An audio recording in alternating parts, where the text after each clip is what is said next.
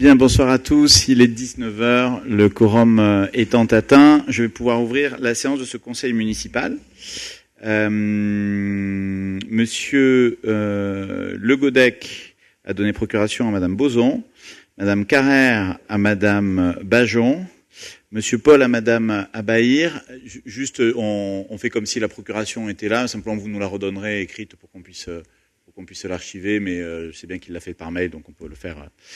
Il n'y a pas de souci. Et à ce stade, voilà, Monsieur Cancel et Monsieur Roucault et Monsieur Farron ne sont pas encore arrivés, ou ne viendront peut-être pas, je ne sais pas. Voilà. Madame Boson sera secrétaire de séance. Je vous informe que pour chaque délibération du compte administratif et du vote du budget, une feuille de signature sera faite passer à chaque membre du conseil municipal présent pour signature. Les élus qui ont une procuration devront signer 2 fois. Voilà, on fera passer au fur et à mesure de chaque budget pendant le conseil municipal. Voilà. Et il n'y a pas de questions diverses du groupe d'opposition. Je vais pouvoir commencer l'ordre du jour. Premier point, l'approbation du procès verbal de la dernière séance du 17 mars 2025. Est-ce qu'il y a des questions ? Oui ? Une petite remarque. Tout à l'heure, j'ai remarqué qu'il y avait une erreur au paragraphe 12 de la page 3.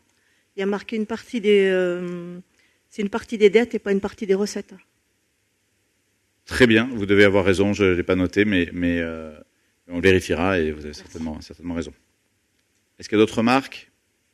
S'il n'y a pas de remarques, est-ce qu'il y a des oppositions, des abstentions ? Bonsoir Monsieur Cancel. Point adopté. Le point suivant concerne le budget principal de la commune, donc suite à la réunion de la commission des finances. Et je vais donner la parole à Madame Guillard pour d'abord le rapport du compte de gestion. Et bonsoir Monsieur Farron. Donc bonsoir.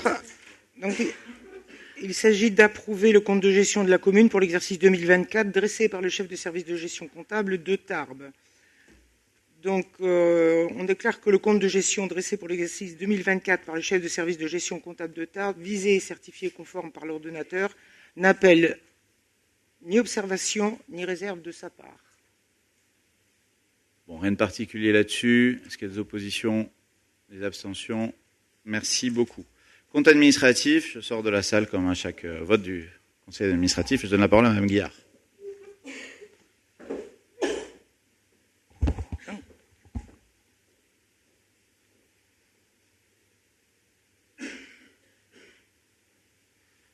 Il s'agit d'approuver le compte administratif de la commune pour l'exercice 2024. Donc, je donne acte de la présentation du compte administratif affiché sur l'écran. En section de fonctionnement, en résultat définitif, après le résultat de clôture et les résultats antérieurs reportés, on a un résultat en section de fonctionnement de 1 977 021,25 €. En section d'investissement, résultat d'exercice, moins 944 607,29 €. Résultat antérieur reporté, résultat de clôture, moins 896 635,86 et résultat définitif, moins 1 220 932,64 €. Ce qui nous donne un total général, résultat de l'exercice, moins 358 253. Avec les résultats antérieurs reportés, on obtient un résultat définitif de 756 088,61 €. Donc, on reconnaît la sincérité des restes à réaliser et il s'agit d'arrêter les résultats définitifs tels que résumés ci-dessus. Y a-t-il des questions ?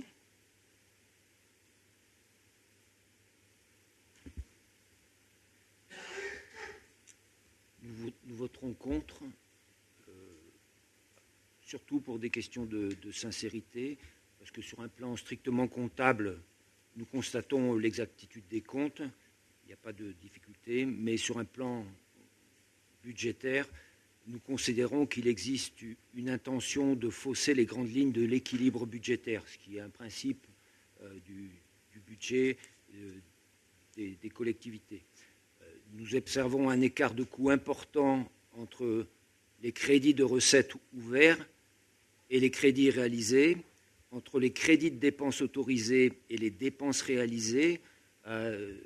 Vous avez pu constater que, globalement, on dépense que 60% du budget de dépenses qu'on prévoit. Donc il y a un écart quand même qui est assez troublant. Nous observons en plus des écarts entre le total des recettes de fonctionnement qui ont été présentées dans le ROB et le total de ces mêmes recettes dans le compte administratif, qui nourrit encore le doute. Et enfin, oui, mais c'est un point un peu plus large, mais ça y contribue aussi, la création de budgets annexes à l'occasion d'opérations d'investissement et d'emprunt ne semble pas de nature à rendre compte d'un coût d'un service ou d'une activité particulière de la commune. Ces budgets annexes tentent à donner une idée fausse du budget communal, notamment son niveau d'endettement et son niveau d'épargne. L'ensemble des données financières des budgets annexés demande à être consolidé pour rendre compte de l'état unifié budgétaire, mais on y reviendra après. Mais c'est surtout le fait que les recettes et les dépenses ne soient pas évaluées de manière sincère, avec notamment une majoration des dépenses sous-tend l'idée que peut-être trop d'impôts ont pu être prélevés sans raison nécessaire. C'est pour cette raison qu'on votera contre le compte administratif. On prend acte. On passe au vote. S'il n'y a pas d'autres questions, y a-t-il des voix contre? Des abstentions? Merci. Monsieur le maire?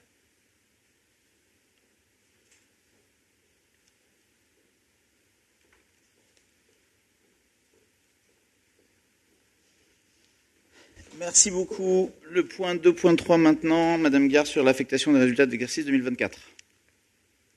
Donc, considérant les résultats de l'exercice qui se décomposent comme suit. En section d'investissement, déficit cumulé avec les restes à réaliser, 1 220 932,64 en investissement, et en section de fonctionnement, un excédent cumulé à affecter de 1 977 021,25 euros. Il est proposé au Conseil municipal d'approuver les affectations suivantes, à savoir à inscrire au compte 001 en dépenses moins 896 635,86 euros, à inscrire au compte 1068 en recettes 1 220 932,64, à inscrire au compte 002 en recettes 756 088,61 euros. Les restes à réaliser à inscrire en dépenses d'investissement sont de 1 285,92 euros et à inscrire en recettes d'investissement 689 989,14 euros. Merci beaucoup. Est-ce qu'il y a des questions?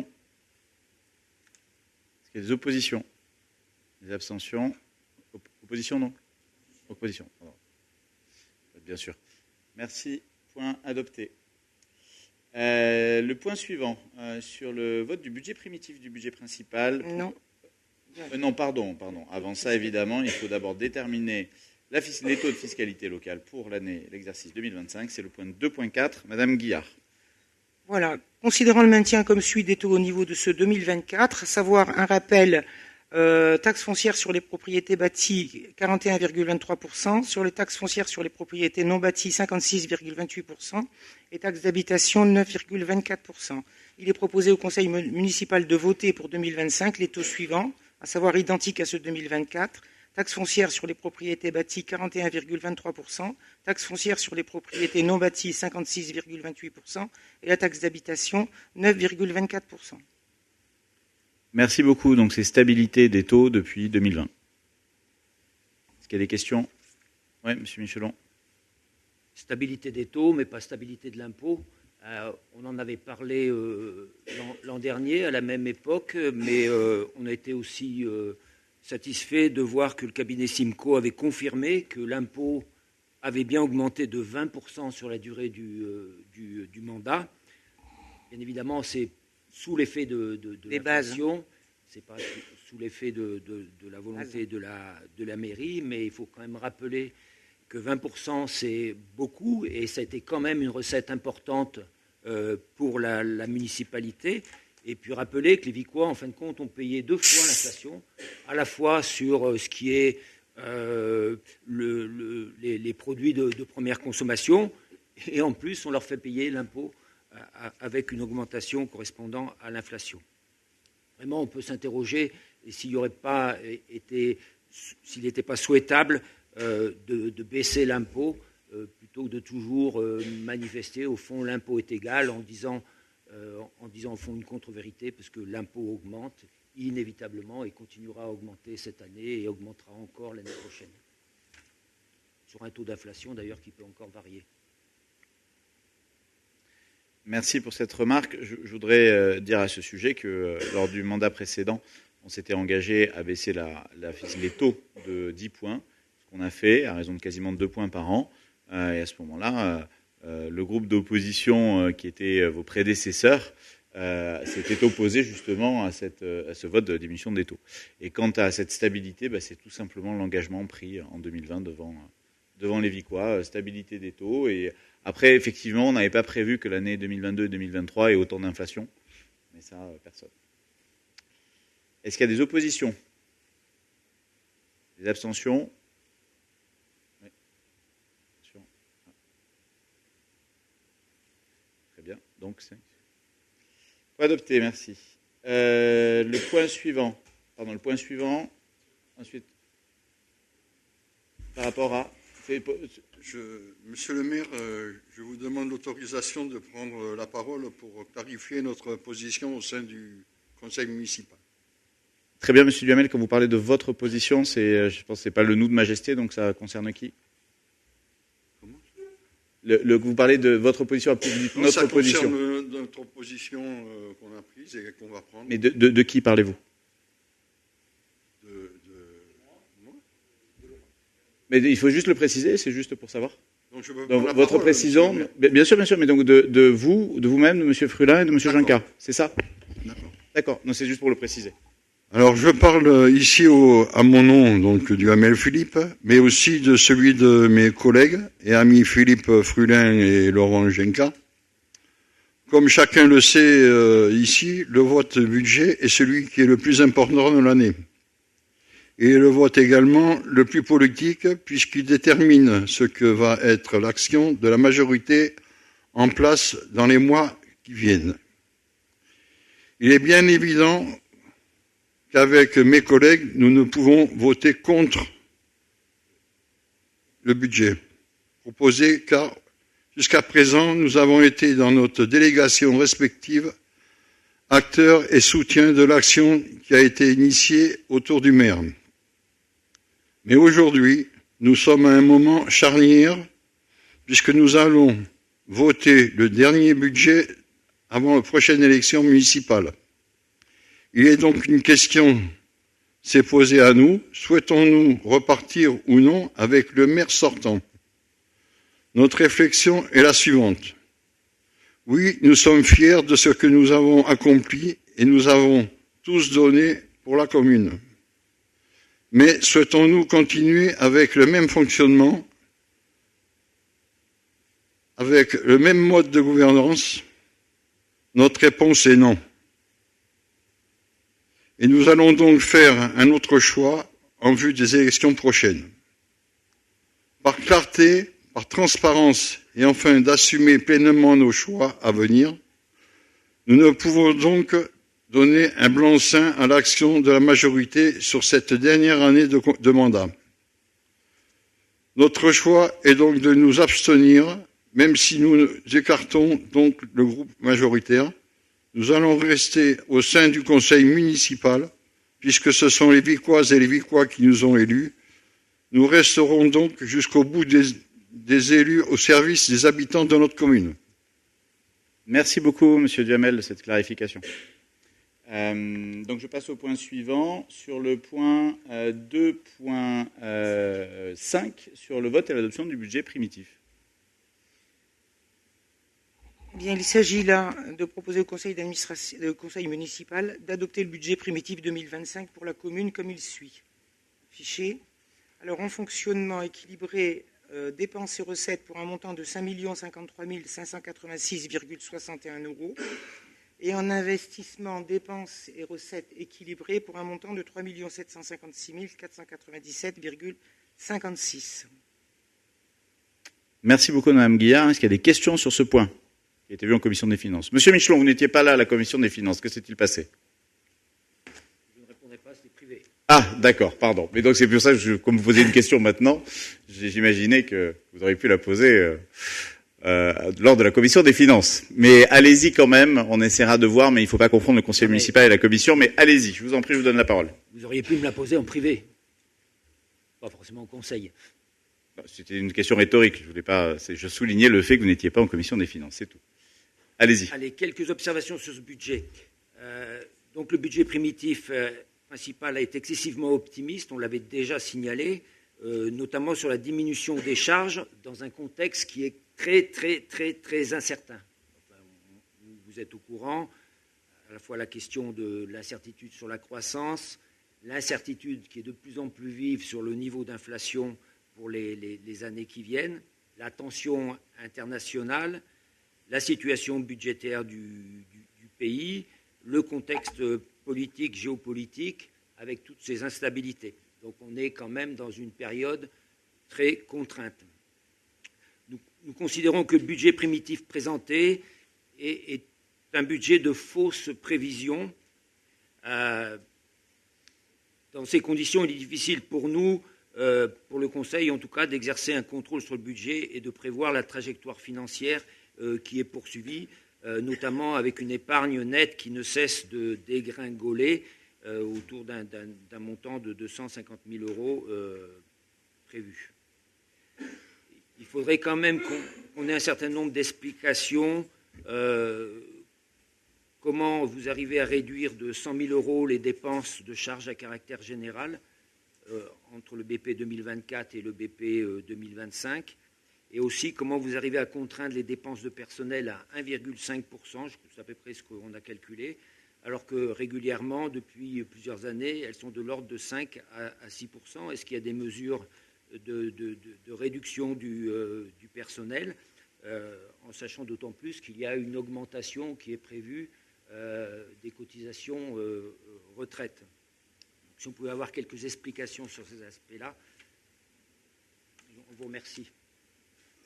Bon, juste une chose, hein. Merci Monsieur Michelon de votre intervention, mais par définition, une prévision, on ne sait pas si elle va être juste ou pas, on essaie de faire au mieux. Donc évidemment, c'est facile d'arriver après l'exercice et de voir ce qui a été la trajectoire réelle de celle prévue. Pour le reste, comme vous le voyez, on essaie de gérer au plus près des choses en lien avec les services. Vous pouvez voir, pour le coup, on va pas refaire la commission des finances là-dessus, mais ce que je peux vous dire en revanche, c'est que c'est faux sur l'épargne nette.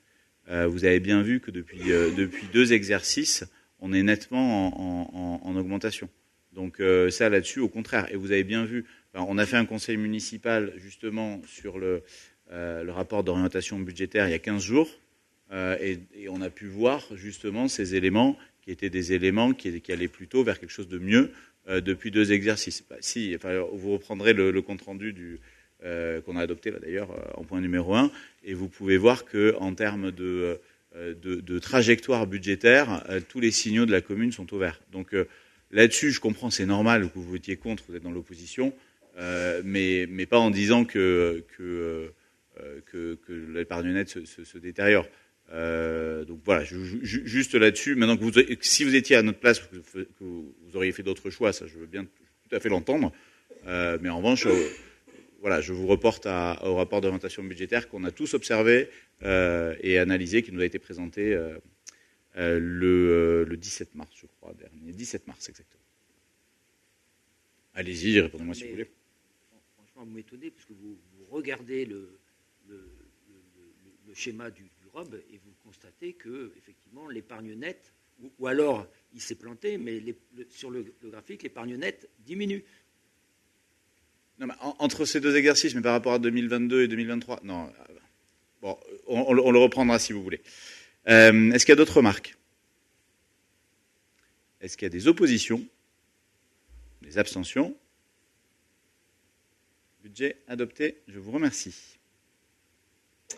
Le point suivant maintenant, c'est le point 2.6 sur l'application de la fongibilité des crédits. Madame Guillard.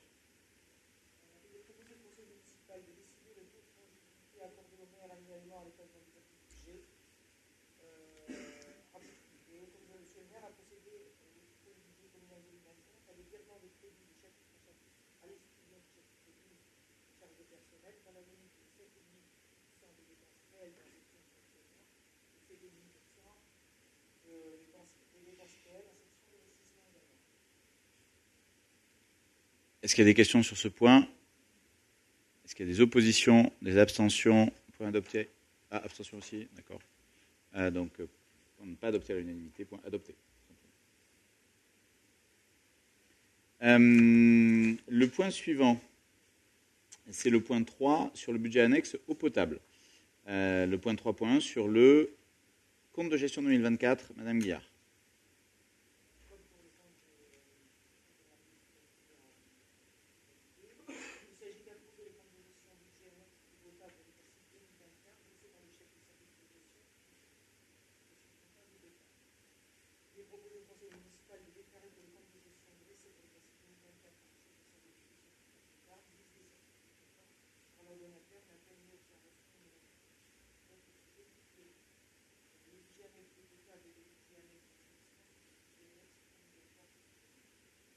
Merci beaucoup. Je pense qu'il n'y a pas beaucoup de questions sur ce point. Je vais soumettre au vote. Y a-t-il des oppositions, des abstentions? Merci. Point adopté à l'unanimité. Le point 3.2, compte administratif. Je sors de la salle. Je donne la parole à Madame Guillard.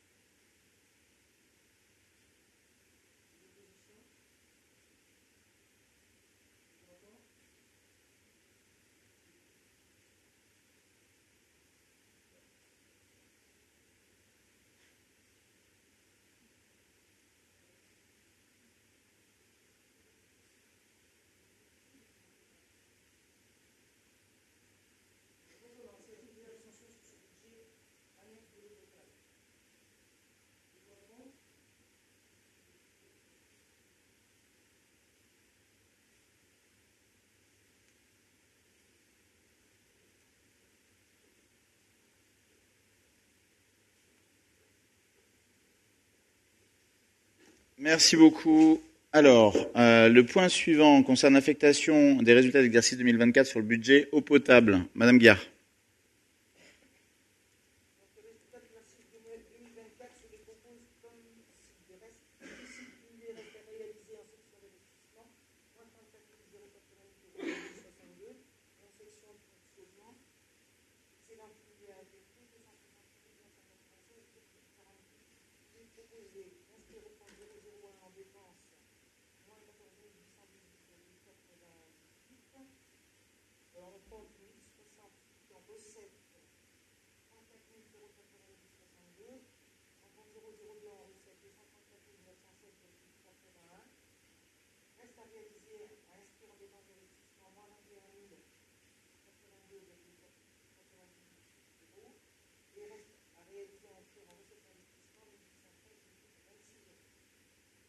Merci beaucoup. Est-ce qu'il y a des questions sur ce point? Est-ce qu'il y a des oppositions?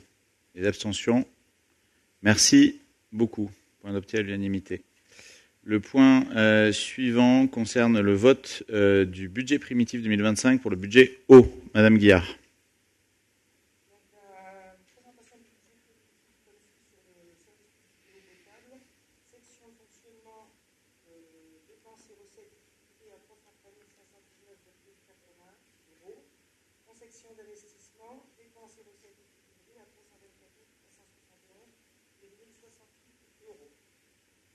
Merci beaucoup. Y a-t-il des questions? Y a-t-il des oppositions? Des abstentions? Merci beaucoup. Point adopté. On passe maintenant au budget annexe suivant, obligatoire, qui est le budget assainissement collectif. Et sur le compte de gestion 2024, je donne la parole à Madame Guillard.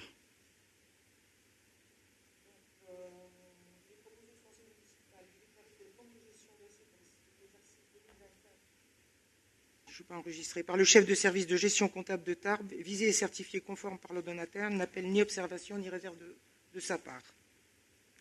Là aussi, pareil, rien à signaler, c'est tant mieux. Cette question, y a-t-il des oppositions, des abstentions?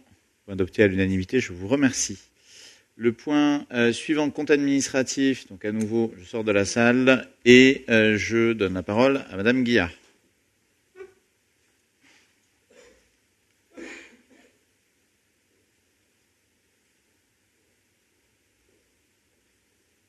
Alors, présentation du compte administratif du budget annexe assainissement collectif pour l'exercice. Section de fonctionnement, opération de l'exercice en dépenses, moins 23 004,82, recettes et excédents en section de fonctionnement, 51 959,16.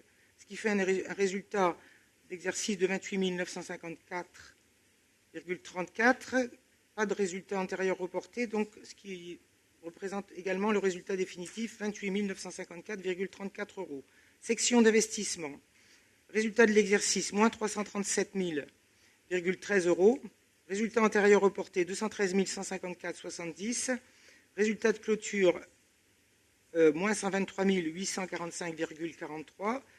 Si on tient compte des restes à réaliser, on a un résultat définitif en section d'investissement de 61 886,36 €.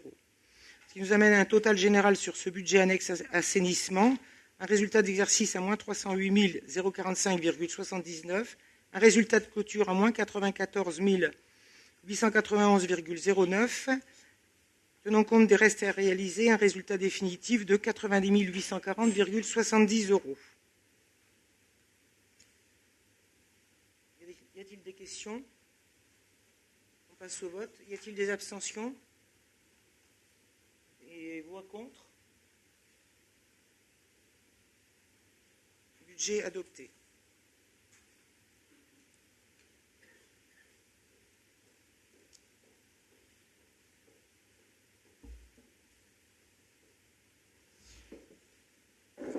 Merci beaucoup. Donc, on peut passer maintenant à l'affectation des résultats de l'exercice 2024 pour le budget d'assainissement collectif. Et dans le marathon de présentation, je redonne la parole à Madame Guillard. Alors, section d'investissement, un excédent cumulé avec les restes à réaliser de 61 886,36. En section de fonctionnement, un excédent cumulé affecté 28 954. Il est proposé d'inscrire au compte 001 en dépenses moins 123 845,43. À inscrire en compte 002 en recettes 28 954. Les restes à réaliser à inscrire en dépenses d'investissement moins 244 774,42 et à inscrire en recettes d'investissement 430 506,21 €. Merci beaucoup. Des questions? Des oppositions? Des abstentions? Adopté à l'unanimité. Merci. Sur maintenant le vote du budget primitif pour le budget assainissement collectif. Madame Guillard. Donc, il est le projet du budget primitif, fonctionnement en dépenses de fonctionnement, recettes de fonctionnement équilibrées, pour un montant de 141 996,34 €. En investissement, dépenses et recettes d'investissement équilibrées pour un montant de 892 313,85 €. Merci beaucoup. Est-ce qu'il y a des questions? Des oppositions? Des abstentions? Opposition, oui. Abstention aussi. Point adopté. Merci beaucoup. Le budget suivant, c'est l'avant-dernier, concerne le budget annexe projet d'aménagement foncier. Et je vais donner la parole à Madame Guillard d'abord pour le compte de gestion 2024. Donc, il est proposé au conseil municipal de déclarer que le compte de gestion dressé pour l'exercice 2024 par le chef de service de gestion comptable de Tarbes, visé et certifié conforme par le donateur, n'appelle ni observation ni réserve de sa part sur le compte de gestion du budget annexe projet d'aménagement foncier. Merci. Est-ce qu'il y a des oppositions, des abstentions? Merci beaucoup. Ensuite, le vote sur le compte administratif. Et je sors de la salle pour une dernière fois, tout en donnant la parole à Madame Guillard.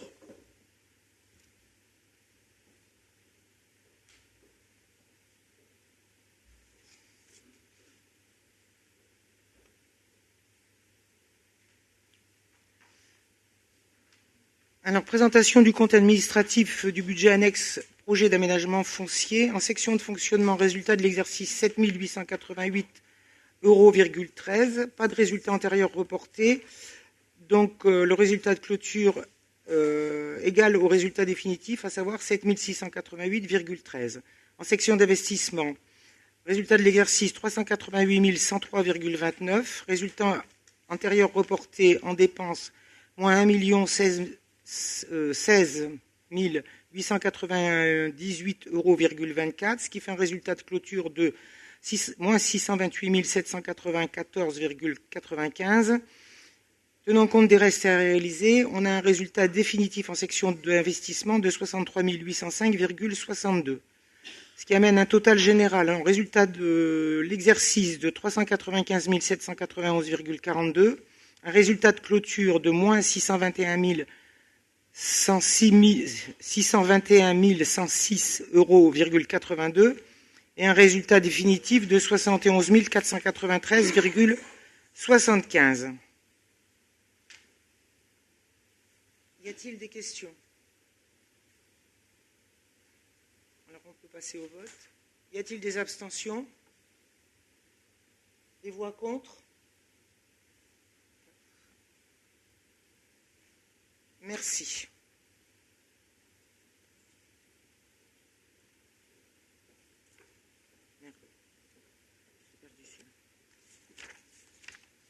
Merci beaucoup. Passons maintenant à l'affectation des résultats de l'exercice 2024 pour le budget aménagement foncier. Madame Guillard.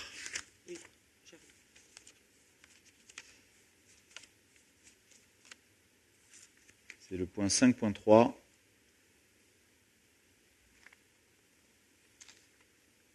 Ah oui. Alors, constatation et affectation des résultats du budget annexe projet d'aménagement foncier. Alors, section d'investissement, excédent cumulé avec les restes à réaliser, 63 805,22. En section de fonctionnement, excédent cumulé affecté, 7 688,13 €. Il est proposé d'inscrire en compte 001 en dépenses, moins 628 794,95. Sur le compte 002 en recettes, 7 688,13. Les restes à réaliser et inscrire en dépenses d'investissement, moins 35 354. Et les restes à réaliser en recettes d'investissement, 727 955,46 €. Merci beaucoup. Est-ce qu'il y a des questions sur ce point? Les oppositions? Les abstentions? Merci beaucoup.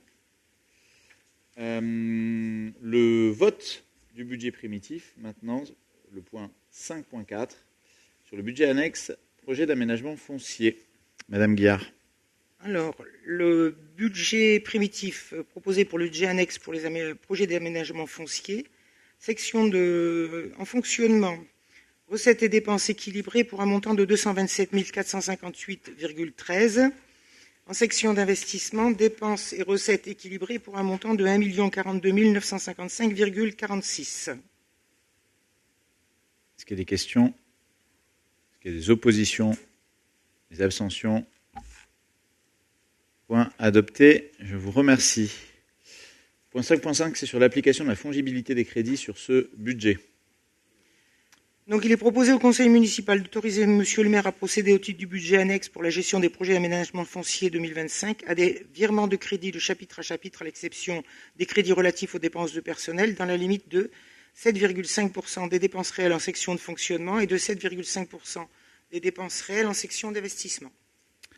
Merci beaucoup. Est-ce qu'il y a des questions sur ce point? Des oppositions? Des abstentions?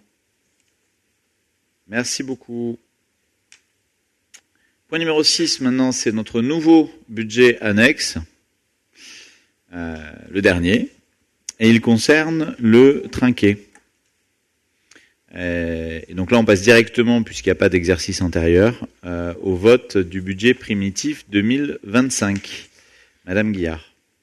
Voilà, le budget primitif du budget annexe, pour le fonctionnement, dépenses de fonctionnement, recettes de fonctionnement équilibrées pour un montant de 26 000 euros.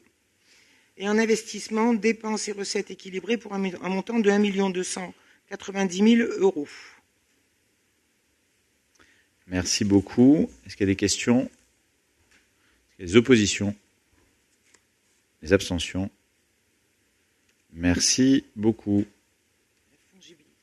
Et enfin, la fongibilité des crédits pour ce budget. Madame Guillard.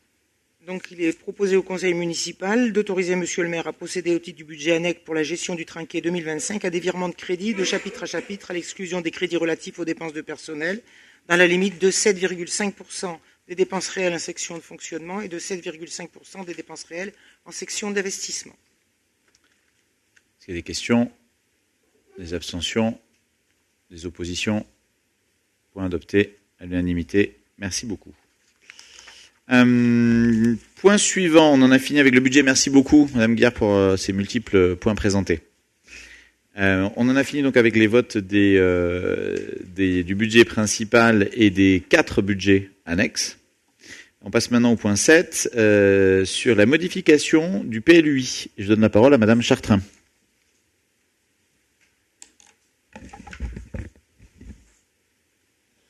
La communauté de communes a sollicité la commune de Vic-en-Bigorre pour donner un avis sur la modification du droit commun numéro 1 du plan local d'urbanisme intercommunal. Dans ce cadre, voici les éléments que la commune souhaite modifier. Le point numéro 1. Le projet de modification du PLUI intègre une nouvelle disposition visant à dispenser les annexes de moins de 30 mètres carrés de règles architecturales. Il est proposé une rédaction modifiée de cette règle. Les règles des pentes de toit, de matériaux, de façade ne s'appliquent pas aux annexes de moins de 30 mètres carrés sous condition que l'aspect extérieur des annexes soit en cohérence architecturale avec le bâti principal et avec l'architecture traditionnelle locale. Le point numéro 2. L'emplacement réservé 26, ajouté au projet de modification à la demande de la commune, nécessite de voir son emprise élargie afin de permettre l'accès au public et des véhicules de service de la commune au parc naturel urbain. Ainsi, il est demandé à ce que l'emprise initialement demandée de 5 mètres soit portée à 10 mètres. Le point numéro 3. À la demande de la commune, l'OAP VIC 2 a été remaniée dans le cadre de la modification simplifiée afin qu'elle soit compatible avec un projet de construction d'un établissement de santé publique. Les échanges avec le centre hospitalier de Bigorre ont permis d'affiner le schéma d'aménagement afin qu'il corresponde au plus près aux aspirations du centre hospitalier. Il convient d'apporter des précisions au schéma concernant le retrait du périmètre des parcelles AL numéro 146, 160, 462, correspondant à une maison d'habitation avec 2 terrains à bâtir actuellement situés en zone U1D. Les accès et la voirie interne et le retrait du schéma du bois. Il est donc proposé au Conseil de donner un avis favorable à la modification du PLUI assorti des réserves précitées. Merci beaucoup, Madame Chartrain. Est-ce qu'il y a des questions sur ces 3 modifications? Monsieur Michelon. juste des précisions, mais à la fois j'étais à la commission urbanisme. Je vois qu'il y a des demandes qui sont issues de la Comcom et il y a des demandes qui sont issues de la mairie. Il y a 2 demandes qui sont issues de la mairie et une demande qui est issue de la Comcom en termes de modification du PLU. Juste pour avoir quelques précisions, alors, un point important, ce qui est vrai que la première demande de la Comcom est je trouve un peu aberrante parce que quand on jette un regard sur les aspects paysagers, c'est souvent ces bâtiments de 30 mètres carrés ou moins qui défigurent le paysage. Donc je pense qu'il faut continuer à y être attentif et qu'elle fasse l'objet de toutes les attentions des services qui les traitent. L'autre aspect, c'est avoir des précisions sur justement les 3 réserves sur le retrait du périmètre des parcelles, les accès à la voirie interne et le retrait du schéma du bois, pour que le Conseil soit bien informé de ce que ça recouvre. Alors, donc il y a plusieurs points. Sur les bâtiments annexes de 30 mètres carrés ou moins, alors c'est une demande de la communauté de communes. On a été assez embêtés par rapport à cette demande parce que il y a deux choses contradictoires. C'est à la fois, moi j'ai envie d'embêter les gens le moins possible quand ils ont envie de construire quelque chose et de les laisser le plus libre possible. Et en même temps, il faut une cohérence et on est responsable de l'harmonie de la commune et de ce qui se construit.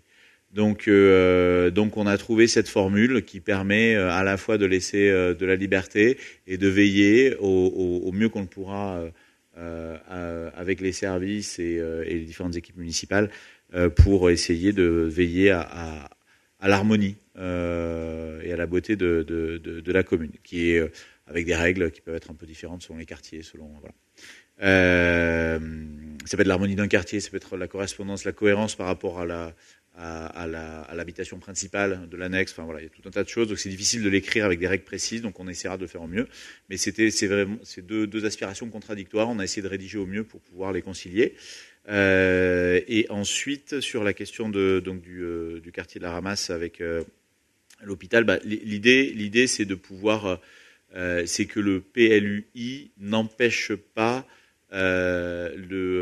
la réflexion, le travail de l'hôpital sur le futur EHPAD.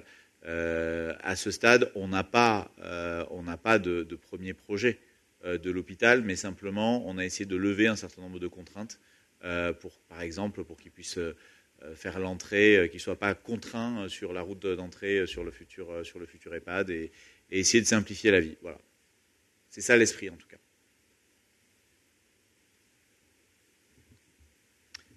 Moi, je suis très attaché au petit bois.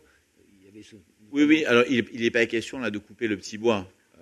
Il n'est pas question de couper le petit bois. Il est simplement question de dire s'il y a un moment, il y a une route qui doit passer un peu plus à gauche, un peu plus à droite, un peu plus au centre, justement pour mettre en valeur le petit bois ou parce que ça arrange sur la future construction, à ce moment-là, on n'aura pas à ce moment-là à demander une modification du PLUI. Et il est évident que ça ne veut pas dire que demain on va couper les arbres. Pas du tout. Le petit bois, il reste comme ça. On m'avait dit ça aussi concernant la sortie de Vic après les bâtiments avant le rond-point. Moi, ce que je peux vous assurer, c'est que la volonté de cette modification n'est pas de couper le petit bois, mais de permettre. Il faudra qu'il y ait une entrée, qui passe à peu près par là depuis la rue Haussmann-Ricot. Donc où est-ce qu'elle est ? Voilà, ça, je pense qu'ils prévoiront une entrée de ce côté. J'espère que le projet va se faire déjà, parce que voilà, donc on essaie de le faciliter au mieux. Est-ce qu'il y a des oppositions ? Des abstentions ? Merci beaucoup. Point adopté. Et enfin, le dernier point, il concerne le règlement intérieur d'utilisation des salles municipales. C'est le point 8. Merci beaucoup. Donc le point 8, il est surtout question là de la question des locations, des prêts de chapiteaux, puisque on avait un certain nombre de règles, il n'était pas possible de pouvoir louer les chapiteaux aux particuliers et aux professionnels.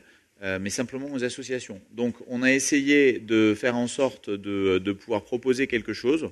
Alors on n'est pas si on est compétitif par rapport au privé, mais le métier de la mairie n'est pas d'installer, de démonter les chapiteaux pour les particuliers, mais comme on a des chapiteaux et si on peut rendre service, c'est tant mieux, on peut essayer de le faire. Donc on a essayé là pareil de trouver un équilibre. On verra si cet équilibre est bon, mais là on propose donc un coût de 600 € pour la location du chapiteau, ce qui correspond au coût de la main-d'œuvre pour le monter et le démonter, pour être clair. Voilà, qui a été calculé, je ne sais plus comment, c'est 4 personnes pendant 6 heures chacune, je crois. Et donc ça fait à peu près 600 €. En tout cas, ça a été calculé par les services, avec une caution aussi de 600 €. La simple chose, c'est qu'on met une réserve là-dessus, c'est que selon les périodes de l'année, il y a des périodes d'abord où les chapiteaux ne sont pas disponibles, ou des périodes où les agents n'ont pas le temps. Tout simplement parce qu'ils sont déjà super pris sur d'autres activités. Et à ce moment-là, la commune se réservera le droit de dire non quand même. Mais ça permet d'offrir cette possibilité supplémentaire. Est-ce qu'il y a des questions privées ou professionnelles? S'il n'y a pas de questions, est-ce qu'il y a des oppositions, des abstentions? Merci beaucoup. Voilà. Et puis on verra. Et si on a trop de demandes et qu'on voit que c'est pas gérable, on pourra remettre ce point au conseil municipal. Voilà. Puisqu'il n'y a pas de questions diverses, je vous remercie. Je vais clore